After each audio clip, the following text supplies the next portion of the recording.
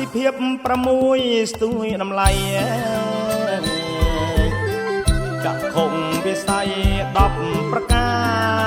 រសម្រាប់ដឹកនាំរាជរដ្ឋា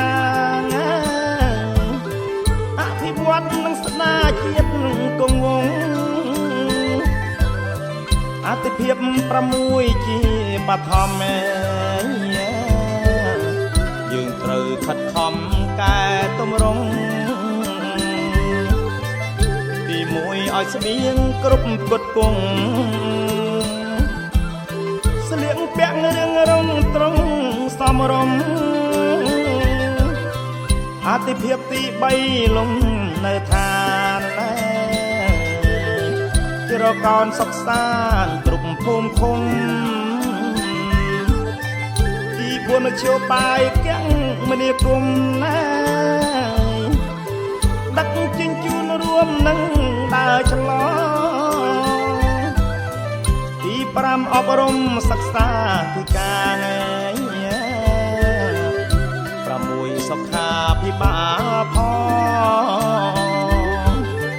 អទិភាព6នេះចំបងយ៉ាងតងចាក់ខុងវិស័យ10ឬជាកន្លឹងគ្រឹង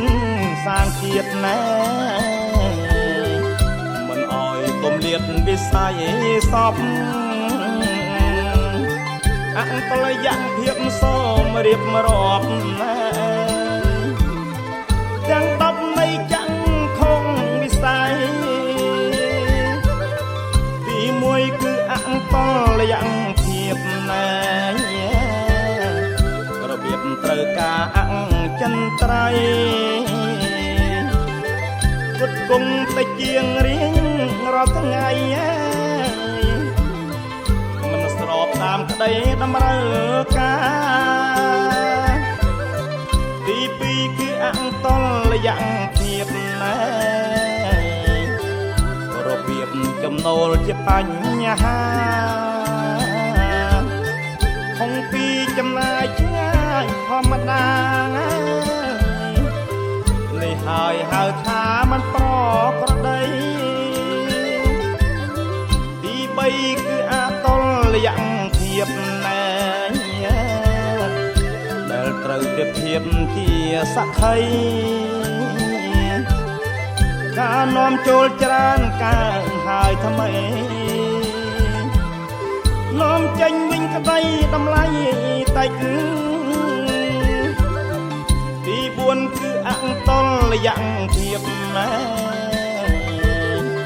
បំណើនគំនាបខាងសេដ្ឋកិច្ចរូបិយវត្ថុដែលមានតិចញ៉ែទំនិញខ្ពស់ដាច់អតេងផរណាទី5គឺអង្គលយ៉ាងភាពណែប្រាក់ខែនៅទៀតមន្ត្រីរាជការ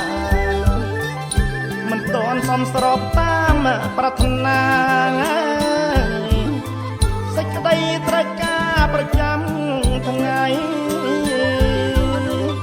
6គឺអង្គយ៉ាងភាពណែកំណើនពេញព្រៀបអចិន្ត្រៃយ៍នៃសិស្សនិស្សិតពិតក្រានក្រៃការងាររាល់ថ្ងៃនៅតិចដា7គឺអង្គយ៉ាងភាពម៉ែអភិវឌ្ឍពេញព្រៀបក្រុងនិងស្រារីធនធានមនុស្សមិនខ្ពស់ណាទៀមទាំងប្រាក់ខែមិនគ្រប់គ្រាន់8គឺអង្គយ៉ាងភាពណែនៅទៀបហេដ្ឋារចនាសម្ព័ន្ធផ្លូវទឹកផ្លូវគោកនិងចរន្តអគិសនីប្រលានចុងយន្តហោះ9គឺអង្គយ៉ាងភាពណែប តខំរយរៀបឲ្យត្រង់ស្មោះអភិវឌ្ឍដំណាភាពឥតខ្ចោះណាប្រសិទ្ធភាពខ្ពង់ជេរភាពផងទី10គឺអង្តលយ៉ាងភាពណាដឹងថានៅទៀបខំទ្វេដងសមហរណកម្មសេដ្ឋកិច្ចផងណារៀមច្បងអាស៊ាននិងសកលលោកយ៉ាងធំវិស័យនៃសម្ដេច